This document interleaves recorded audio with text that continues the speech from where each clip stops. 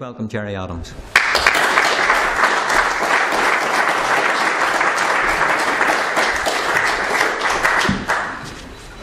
Well, Dave, go to Mila Margaret, Declan agus Tammy, Hans Asta by Libsha, August Shansa Horch, Declan Dumsa, a Kanch and Shaw, and Youthway and Lower, Han, Simul, August Han, Tabak Puck, Shaw, Ard Waira, Declan Kanchway and Chuck Ogutsa.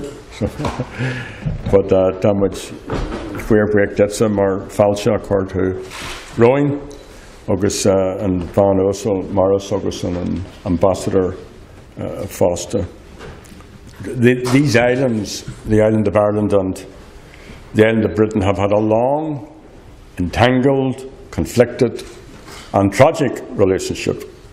And because of our short centuries of occupation, of division, of conflict, of open war, nationalist and unionist and indeed many Irish people historically have defined themselves and our cultures and our aspirations in terms of our relationship with Britain.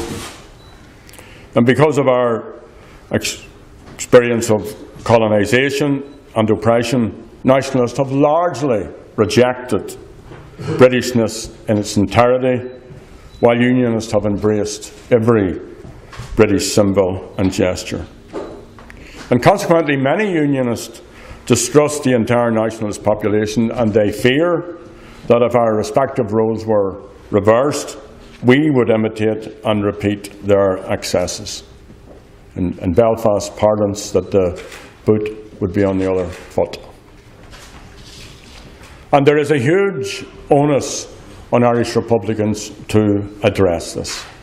There's no point us talking about the fears that unionists have unless we, in a proactive way, listen to them articulate these concerns, and to do that in a genuine and meaningful way, and as Reverend Morris said, then to act on that, to go beyond the conversation, to make the conversation an action.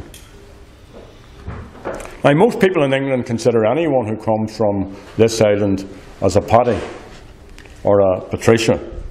And the same is true of the USA and Canada and elsewhere, but it does come as a shock to many unionists when they travel to England. And of course England itself has changed in recent decades, and in cities like London and Birmingham there's now a cosmopolitan mix. And many citizens of these cities particularly would have little in common with what unionists describe as British culture, insofar as that is represented by blood and thunder, loyalist marching bands, and demands to walk through communities in which they are not welcome. But at the same time as this story and this narrative of colonisation and conflict, there has been a parallel process of many positive and shared experiences. Irish people have settled in Britain for generations. Irish artists have contributed enormously to English literature, to music and the arts. On the sports field, our people enjoy a robust and healthy rivalry, and in more recent years Irish personalities have become popular and prominent in the British entertainment industry. So the relationships between Ireland and Britain, as well as those in the island of Ireland and between the people of Ireland itself, are currently in transition. Agus tá na cairú atá an idir ara agus Brattain, agus na cairú idir phobal in an fásta, tá sé ag athrú. The peace process, the Good Friday Agreement, all the subsequent agreements have provided the basis for building an entirely new relationship based on partnership, based on equality and based on mutual respect. And all of us, Irish and British governments, as well as Irish Republicans and Nationalists and Unionists, must pay and must play a full role in developing this process. But let us remember, it is a process. There will be ups and downs, but the direction is clear. Sinn Féin is committed to this process, to working with political representatives of unionism to fully implement the Good Friday Agreement. And these conversations, as outlined in this little book, I want to commend Declan for his leadership and his work in creating these initiatives, but it just opens up the pages of what is possible if people listen and talk to one another. During her historic visit here in 2011, Queen Elizabeth made clear her desire to be part of a process of reconciliation and healing. In the subsequent meeting between Martin McGuinness and Queen Elizabeth in Belfast and the state visit by President Michael D. Higgins to Britain were widely acknowledged, quite rightly, as groundbreaking. Last May, Senator Trevor O'Claherty, Martin McGuinness and I met with Prince Charles in Sligo. And I have to commend Ambassador Chilcott. I went to him privately. I said to him, I think we should try to arrange for me to meet with Prince Charles. He immediately saw the importance of that. And I don't know what machinations or negotiations went on between then and us actually meeting. But he had the imagination and the wit and the wisdom to realise that this was an important initiative. We met in Mialtana, August bhí Cora Edron, bhí Cora Cardowell, August Suvnach, on Idir Misha, Farai Féin, Martin August Trevor. The conversation we had was cordial, it was relaxed, it was positive, despite the fact that we dealt with difficult issues. We acknowledge that Charles and his family had been hurt, that they'd suffered great loss at Mullaghmore by the actions of Irish Republicans. We spoke also of the hurt inflicted on our friends, on our neighbours, in our communities in Derry and Ballymurphy and Springhill, by the actions of the Parachute Regiment and other British Army regiments. He shared, and it was revealing for me, his own memories of the 1960s and of the conflict beginning. And it was obvious to me that he wanted to make a positive role in making conflict a thing of the past. Thankfully, no matter about the two awful, tragic killings in recent weeks, the conflict is over. Let there be no doubt about that. That some have the capacity to commit violent actions is one thing, but that the conflict is over is a matter of certainty. But the past is not another country. It does shape our lives, our politics, our present. And the sense of loss remains with families and with communities. And I'm mindful that this week, 2 of the disappeared were buried. And tomorrow in Cork, we reinter Thomas Kent, the remains of Thomas Kent, who was executed by the British in 1916. I also am very mindful that the ambassador's predecessor, Mr. Ewart Biggs, was killed by the IRA, by Republicans. And we clearly and obviously cannot undo this or these other events, but we can work, and we have a duty to work to ensure that they are never repeated. And we can work to reconcile ourselves to each other and to the past. We can build a future based on equality, based on respect, and based on inclusion. So the peace needs to be nurtured, it needs to be sustained, and it needs to be inclusive. And the resolve and responsibility of all leaders, not just political leaders, although they have a primary responsibility, but of all leaders, must be to ensure this, to ensure that no one else suffers as a result of conflict, that no other family is bereaved, that the experience of war and loss and injury is never repeated. Because that means we have to work together. Begal lamas agus fela o ahan dinna to ahan dinna ella. Every person has to be able to show respect and tolerance to every other person.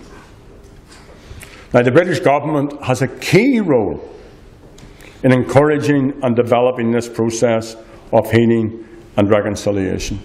and it must act on this. Mr. Cameron's government is not doing this and has not done this. Victims and survivors of the conflict who are still seeking justice and truth must be given the strongest possible support and assistance. And whether they were bereaved by the IRA, by British state agencies, or through collusion with unions, paramilitaries, or by paramilitaries, the victims and their families and communities deserve justice. And that's an essential ingredient in the reconciliation process. I know only too well, from speaking directly to families of victims of the conflict, including victims of the IRA, that the past is part of their presence. I also know from talking and listening to these families that closure and healing is possible. I spoke recently to a family who had a brother killed, it's believed accidentally, in an IRA mine. And this happened in the mid-1970s. And they came 30, almost 40 years later, and they explained to me the effect this had on them growing up, the effect it had on their parents. They also had a sister who was seriously ill at this time and who actually died as a result of her illness. They also explained to her on at least one occasion, and perhaps two occasions, their home was taken over by the IRA, and that a British soldier was shot by a sniper who used one of their bedrooms. And I listened, and we were together for maybe an hour or an hour and a quarter, and we agreed to meet again, and we have met again. But the next time we met, they told me, because I met them in County Louth, that they drove in silence from the meeting until they stopped at Brucefield. And when they stopped at Brucefield, they had a great sense of liberation, almost joy, that they'd got someone to sit quietly and respectfully listen to their story. So closure is possible. That family are proponents, are supporters, are totally and absolutely behind the peace process.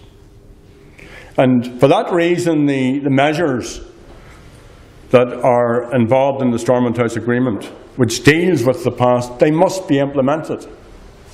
And that will challenge Republicans. It will challenge the British government as well. But when we speak about reconciliation, it cannot be confined merely to a reconciliation between this state and the British state. What is required is a genuine process of reconciliation between the people of the island of Ireland and Britain, between North and South, and between the various traditions on the same. And this launch may be the most important of the launches you do, because it brings these issues, hopefully through the opinion makers here and the media who are here, into the parlance of people who live in this part of the island. And reconciliation must also go beyond the big houses. It must go beyond the palaces. It must be felt on the streets of Belfast and Derry and everywhere else. And forgiveness is also needed. I was arrested one time. I was arrested many times, but I was arrested one time and I was beaten stupid. At one point I was spread-eagled for hours and systematically beaten across the kidneys and the back and so on. And I actually collapsed and was unconscious on a number of occasions during that. And they actually at one point brought a doctor in, a military doctor, to check that I was fit enough to be beaten again. So I'm up at Stormont one day, and this little man came over to me, and we were in the lift. And he said to me, "I used to be a British soldier, and I battered you when you were arrested. And I'm sorry." And I said, Do you promise not to do it again?